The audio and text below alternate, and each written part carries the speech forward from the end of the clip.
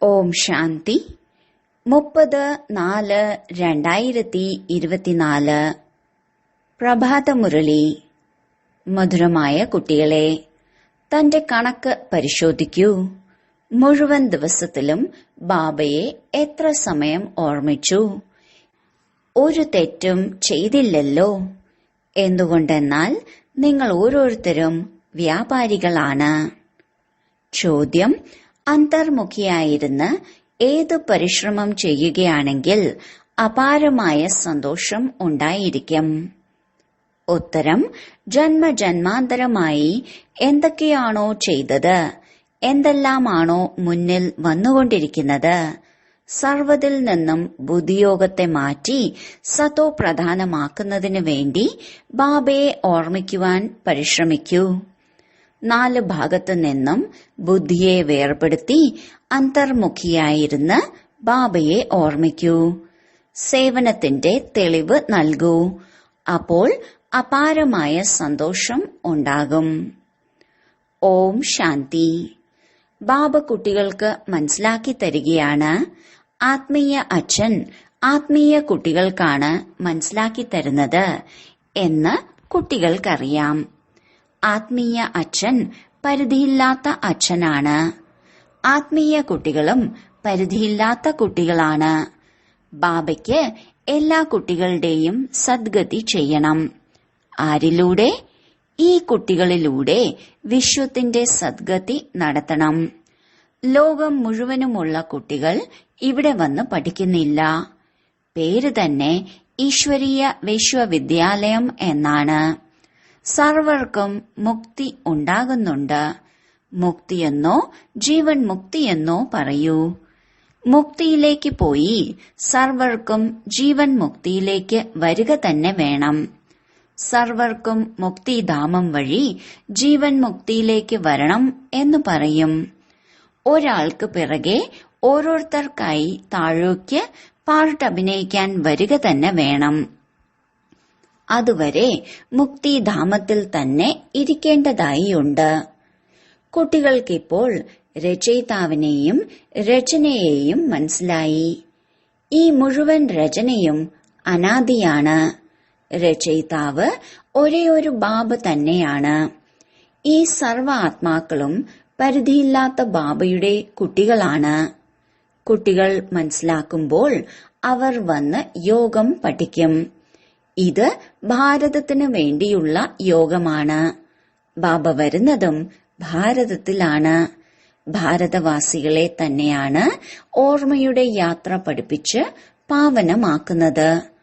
അതുപോലെ ഈ സൃഷ്ടിചക്രം എങ്ങനെയാണ് കറങ്ങുന്നത് എന്ന ജ്ഞാനവും നൽകുന്നു. ഇതും കുട്ടികൾക്കറിയാം. രുദ്രമാലയുമുണ്ട്. അതിനെ സ്തുതിക്കുകയും പൂജിക്കുകയും ഓർമ്മിക്കുകയും ചെയ്യുന്നു. ഭക്തരുടെ മാലയുമുണ്ട്. ഏറ്റവും വലുത് ഭക്തരുടെ മാലയാണ്.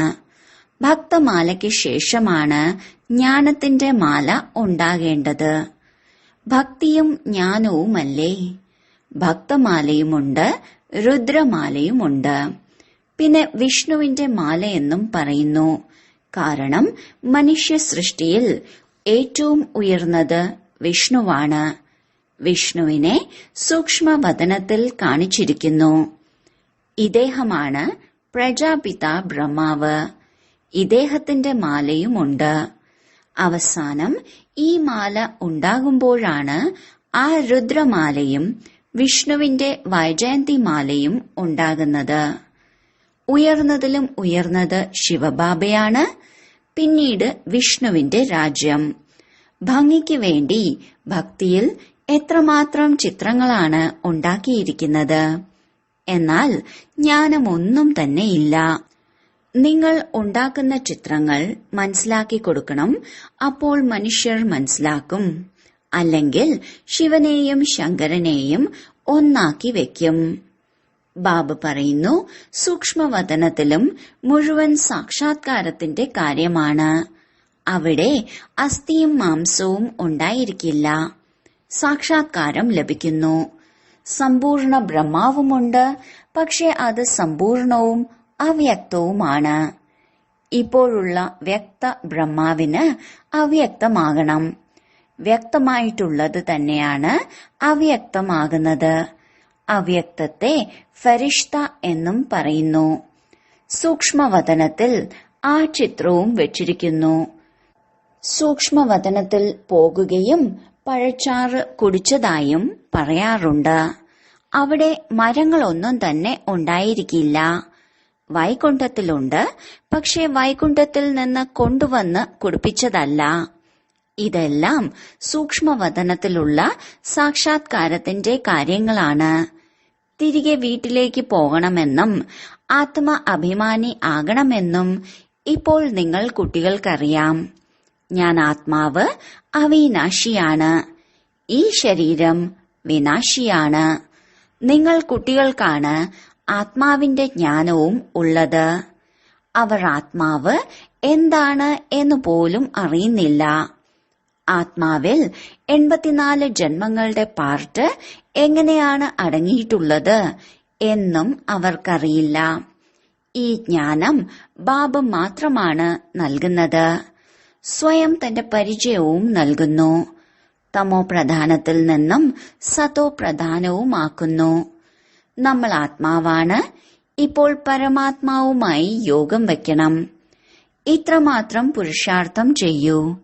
സർവശക്തിവാനെന്നും പതിത പാവനെന്നും ഒരു ബാബയെ തന്നെയാണ് പറയുന്നത്.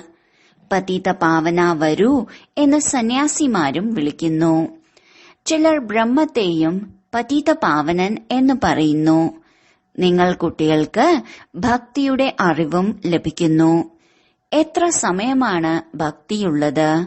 ജ്ഞാനം എത്ര സമയമാണ്? ഇത് ബാബ മനസ്സിലാക്കി തരുന്നു. മുൻപ് ഒന്നും തന്നെ അറിഞ്ഞിരുന്നില്ല. മനുഷ്യർ തുച്ഛബുദ്ധികളായി തീർന്നിരിക്കുന്നു. സത്യയുഗത്തിൽ സ്വച്ഛ ബുദ്ധികളായിരുന്നു. അവരിൽ എത്രമാത്രം ദൈവീ ഗുണങ്ങളാണ് ഉണ്ടായിരുന്നത്. തീർച്ചയായും നിങ്ങൾ കുട്ടികൾക്ക് ദൈവിക ഗുണവും ധാരണ ചെയ്യണം. ഇവർ ദേവതയെപ്പോലെയാണ് എന്ന് പറയാറില്ലേ? എന്നാൽ സന്യാസിമാരെയും മഹാത്മാക്കളെയും ലോകർ അംഗീകരിക്കുന്നുണ്ട്. എന്നാൽ അവർ ദൈവിക ബുദ്ധി ഉള്ളവരല്ല, രജോ ഗുണി ബുദ്ധി ഉള്ളവരാണ്. രാജാവും റാണിയും പ്രജകളുമില്ലേ? രാജധാനി എപ്പോൾ എങ്ങനെയാണ് സ്ഥാപിക്കുന്നത് എന്ന് ലോകത്തിലുള്ളവർ അറിയുന്നില്ല. ഇവിടെ നിങ്ങൾ സർവ്വതും പുതിയ കാര്യങ്ങളാണ് കേൾക്കുന്നത്. മാലയുടെ രഹസ്യവും മനസ്സിലാക്കി തന്നു. ബാബയാണ് ഉയർന്നതിലും ഉയർന്നത്. മുകളിലാണ് ബാബയുടെ മാല. ആ നിരാകാരനാണ് രുദ്രൻ. പിന്നീട് സാകാര ലക്ഷ്മി നാരായണന്റെ മാലയുമുണ്ട്. ഇപ്പോൾ ബ്രാഹ്മണരുടെ മാല ഉണ്ടാകുന്നില്ല.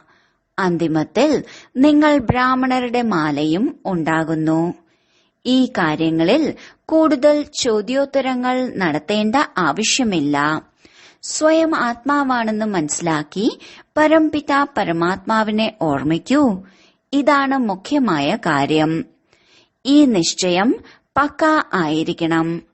മുഖ്യമായ കാര്യമാണ് പതീതരെ പാവനമാക്കുക എന്നത്. ലോകം മുഴുവൻ പതീതമാണ്. വീണ്ടും പാവനമാകണം. മൂലവതനത്തിലും സർവരും പാവനമാണ്. സുഖധാമത്തിലും സർവരും പാവനമാണ്. നിങ്ങൾ പാവനമായി പാവന ലോകത്തിലേക്ക് പോകുന്നു. അർത്ഥം, ഇപ്പോൾ പാവന ലോകം സ്ഥാപിക്കപ്പെട്ടുകൊണ്ടിരിക്കുന്നു. ഇതെല്ലാം ഡ്രാമയിൽ അടങ്ങിയിട്ടുള്ളതാണ്. ബാബ പറയുന്നു, മുഴുവൻ ദിവസത്തെയും കണക്ക് നോക്കൂ. ഒരു തെറ്റും സംഭവിച്ചില്ലല്ലോ. വ്യാപാരികൾ കണക്കുകൾ സൂക്ഷിക്കാറുണ്ട്. ഇതും സമ്പാദ്യമാണ്. നിങ്ങൾ ഓരോരുത്തരും വ്യാപാരികളാണ്. ബാബയുമായി വ്യാപാരം നടത്തൂ. നമ്മളിൽ എത്രമാത്രം ദൈവിക ഗുണങ്ങളുണ്ട്, എത്രമാത്രം ബാബയെ ഓർമ്മിക്കുന്നുണ്ട്, എത്രമാത്രം ഞാൻ അശരീരി ആകുന്നുണ്ട്. ഇത് സ്വയം പരിശോധിക്കണം. നമ്മൾ അശരീരിയായാണ് വന്നത്. വീണ്ടും അശരീരിയായി തന്നെ പോകണം. ഇപ്പോൾ വരേക്കും എല്ലാവരും വന്നുകൊണ്ടിരിക്കുകയാണ്. ഇടയ്ക്ക് വെച്ച് ഒരാൾക്ക് പോലും തിരിച്ചു പോകാൻ സാധിക്കില്ല. സർവർക്കും ഒരുമിച്ചാണ് പോകേണ്ടത്. എന്നാൽ സൃഷ്ടി കാലിയാകുന്നില്ല. രാമനും പോയി, രാവണനും പോയി, ഇങ്ങനെ പാടാറുണ്ട്. എന്നാൽ ഇപ്പോൾ രണ്ടുപേരും തന്നെ ഉണ്ട്. രാവണ സമ്പ്രദായം പോയാൽ പിന്നെ മടങ്ങി വരില്ല. ബാക്കി നിങ്ങൾ അവശേഷിക്കുന്നു. മുന്നോട്ടു പോകുമ്പോൾ സർവ്വതും സാക്ഷാത്കാരമുണ്ടാകും. ഇതുമറിയണം. പുതിയ ലോകം എങ്ങനെയാണ് സ്ഥാപിച്ചുകൊണ്ടിരിക്കുന്നത്, അവസാനം എന്ത് സംഭവിക്കും. പിന്നീട് നമ്മളുടെ ധർമ്മം മാത്രമായിരിക്കും ഉണ്ടായിരിക്കുക. സത്യയുഗത്തിൽ നിങ്ങൾ രാജ്യം ഭരിക്കും. കലിയുഗം നശിക്കും. വീണ്ടും സത്യയുഗം വരണം. ഇപ്പോൾ രാവണ സമ്പ്രദായവും രാമന്റെ സമ്പ്രദായവും രണ്ടും ഉണ്ട്. സംഗമയുഗത്തിൽ തന്നെയാണ് ഇതെല്ലാം സംഭവിക്കുന്നത്. ഇപ്പോൾ നിങ്ങൾ ഈ സർവ കാര്യങ്ങളും അറിയുന്നു. ബാബ പറയുന്നു, ഇനിയും എന്തെല്ലാം രഹസ്യങ്ങളുണ്ടോ അത് മുന്നോട്ടു പോകവേ പതുക്കെ പതുക്കെ മനസ്സിലാക്കി തരും. റെക്കോർഡിൽ എന്താണോ അടങ്ങിയിട്ടുള്ളത് അത് പുറത്തു വന്നുകൊണ്ടിരിക്കും. നിങ്ങൾ മനസ്സിലാക്കുകയും ചെയ്യും. മുൻകൂട്ടി ഒന്നും തന്നെ പറഞ്ഞു തരില്ല. ഇതും ഡ്രാമയുടെ പ്ലാൻ ആണ്. റെക്കോർഡ് പുറത്തു വന്നുകൊണ്ടിരിക്കുന്നു. ബാബ പറഞ്ഞുകൊണ്ടിരിക്കുന്നു.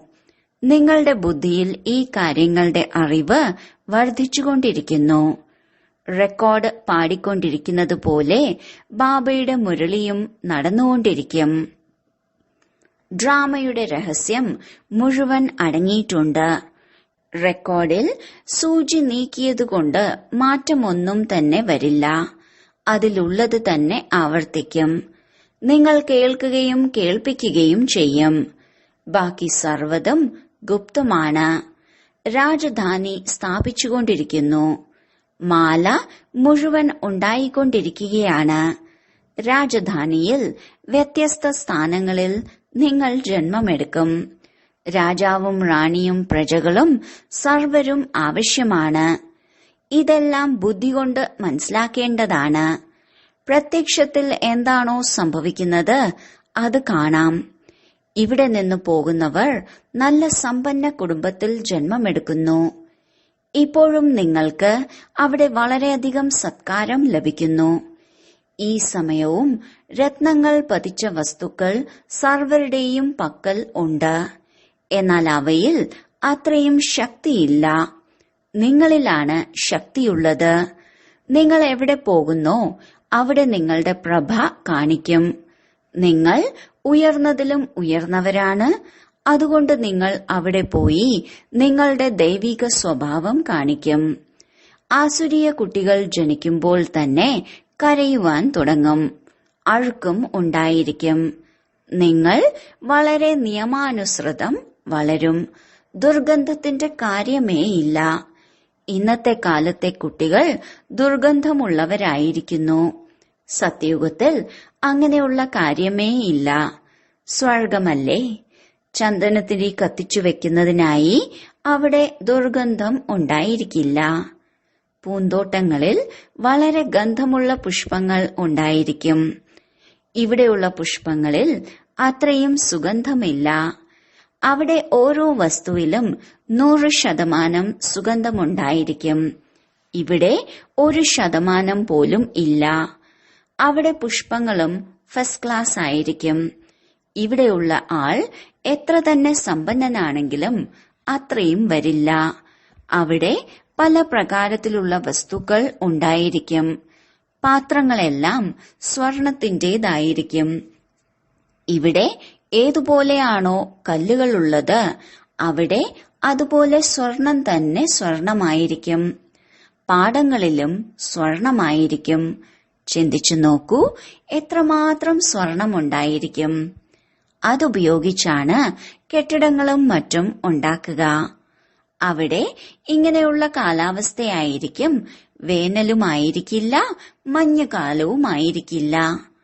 അവിടെ ഫാൻ ഉപയോഗിക്കേണ്ട തരത്തിലുള്ള ചൂടിന്റെ വിഷമതകൾ ഉണ്ടായിരിക്കില്ല. അതിന്റെ പേര് തന്നെ സ്വർഗം എന്നാണ്. അവിടെ അപാരമായ സുഖമായിരിക്കും. മറ്റാരും നിങ്ങളെപ്പോലെ കോടാനുകോടി ഭാഗ്യശാലികളാകുന്നില്ല. ലക്ഷ്മി നാരായണന് എത്രമാത്രമാണ് മഹിമകൾ പാടുന്നത്. അപ്പോൾ അവരെ അങ്ങനെയാക്കി തീർത്ത ആൾക്ക് എത്രത്തോളം മഹിമയുണ്ടായിരിക്കണം. ആദ്യം അവ്യഭിചാരി ഭക്തിയായിരുന്നു, പിന്നീട് ദേവതകളുടെ ഭക്തി ആരംഭിക്കുന്നു. അതിനെയും ഭൂതപൂജ എന്ന് പറയും. ആ ശരീരമില്ലല്ലോ, 5 തത്വങ്ങളുടെ പൂജയാണ് ചെയ്യുന്നത്. ശിവബാബയെക്കുറിച്ച് ഇങ്ങനെ പറയില്ല. പൂജിക്കുന്നതിന് വേണ്ടി സ്വർണമോ മറ്റെന്തെങ്കിലും വസ്തുക്കളുടെയോ നിർമ്മിതി ഉണ്ടാക്കുന്നു. ആത്മാവിനെ സ്വർണം എന്ന് പറയില്ല. ആത്മാവ് എന്ത് വസ്തു ഉപയോഗിച്ചാണ് ഉണ്ടാക്കിയിരിക്കുന്നത്? ശിവന്റെ ചിത്രം എന്ത് വസ്തു ഉപയോഗിച്ചാണ് ഉണ്ടാക്കിയിരിക്കുന്നത് എന്ന് ചോദിച്ചാൽ പെട്ടെന്ന് തന്നെ പറയും. എന്നാൽ ആത്മാവും പരമാത്മാവും എന്ത് വസ്തു ഉപയോഗിച്ചാണ് ഉണ്ടാക്കിയിരിക്കുന്നത് എന്ന് പറയാൻ സാധിക്കില്ല. സത്യുഗത്തിൽ 5 തത്വങ്ങളും ശുദ്ധമായിരിക്കും. ഇവിടെ അശുദ്ധമാണ്. പുരുഷാർത്ഥികളായ കുട്ടികൾ ഇങ്ങനെ ചിന്തിച്ചുകൊണ്ടിരിക്കും. ബാബ പറയുന്നു, ഈ എല്ലാ കാര്യങ്ങളെയും ഉപേക്ഷിക്കൂ. എന്ത് സംഭവിക്കണോ അത് സംഭവിക്കും. ആദ്യം ബാബയെ ഓർമ്മിക്കൂ. 4 ഭാഗത്തു നിന്നും ബുദ്ധിയെ മാറ്റി എന്നെ മാത്രം ഓർമ്മിക്കൂ. അപ്പോൾ വികർമ്മം വിനാശമാകും. എന്തെല്ലാമാണോ കേൾക്കുന്നത് ആ സർവ്വതിനെയും ഉപേക്ഷിച്ച് എനിക്ക് സതോപ്രധാനമാകണം എന്ന കാര്യം ഉറപ്പിക്കൂ. പിന്നെ സത്യുഗത്തിൽ എന്താണോ കൽപ്പകൽപ്പം സംഭവിച്ചത് അത് തന്നെ സംഭവിക്കും. അതിൽ വ്യത്യാസം ഉണ്ടാകുകയില്ല. മുഖ്യമായ കാര്യമാണ് ബാബയെ ഓർമ്മിക്കൂ. ഇതാണ് പരിശ്രമം. അത് പൂർത്തിയാക്കൂ. കൊടുങ്കാറ്റുകൾ ധാരാളം വരുന്നുണ്ട്. ജന്മജന്മാന്തരം എന്തൊക്കെയാണോ ചെയ്തത് അതെല്ലാം മുന്നിൽ വരുന്നു. അതുകൊണ്ടാണ് എല്ലാ ഭാഗത്തു നിന്നും ബുദ്ധിയെ മാറ്റി അന്തർമുഖിയായി എന്നെ ഓർമ്മിക്കാൻ പരിശ്രമിക്കൂ എന്ന് പറയുന്നത്. നിങ്ങൾ കുട്ടികൾക്ക് സ്മൃതി വരുന്നുണ്ട്. അതും നമ്പർ വൈസ് പുരുഷാർത്ഥം അനുസരിച്ചാണ്. സേവനത്തിലൂടെയും മനസ്സിലാക്കാൻ സാധിക്കും. സേവനം ചെയ്യുന്നവർക്ക് സേവനത്തിന്റെ സന്തോഷം ഉണ്ടായിരിക്കും. നല്ല സേവനം ചെയ്യുന്നവർക്ക് സേവനത്തിന്റെ തെളിവും ലഭിക്കും. വഴികാട്ടികളായി വരുന്നു. ആരൊക്കെയാണ് മഹാരഥികൾ, കുതിരസവാരിക്കാർ, കാൽനടക്കാർ, അതെല്ലാം പെട്ടെന്ന് അറിയാൻ സാധിക്കുന്നു. ശരി, വളരെ കാലത്തെ വേർപാടിന് ശേഷം തിരിച്ചു കിട്ടിയ മധുരമധുരമായ ഓമന സന്താനങ്ങൾക്ക് മാതാവും പിതാവുമായ ബാബ്ദാദയുടെ സ്നേഹസ്മരണകളും സുപ്രഭാതവും. ആത്മീയ അച്ഛന്റെ ആത്മീയ കുട്ടികൾക്ക് നമസ്കാരം. ധാരണയ്ക്കുള്ള മുഖ്യസാരം: 1. മറ്റ് സർവകാര്യങ്ങളെയും ഉപേക്ഷിച്ച് ബുദ്ധിയെ 4 ഭാഗത്തു നിന്നും വേർപെടുത്തി സതോപ്രധാനമാകുന്നതിനു വേണ്ടി അശരീരിയാകാൻ അഭ്യസിക്കണം. ദൈവിക ഗുണം ധാരണ ചെയ്യണം. 2. ബുദ്ധിയിൽ നല്ല നല്ല ചിന്തകൾ കൊണ്ടുവരണം. നമ്മുടെ രാജ്യത്തിൽ എന്തെല്ലാം ഉണ്ടായിരിക്കും അതിനെക്കുറിച്ച് ചിന്തിച്ച് അതുപോലെ യോഗ്യരായ ചരിത്രവാൻ ആകണം.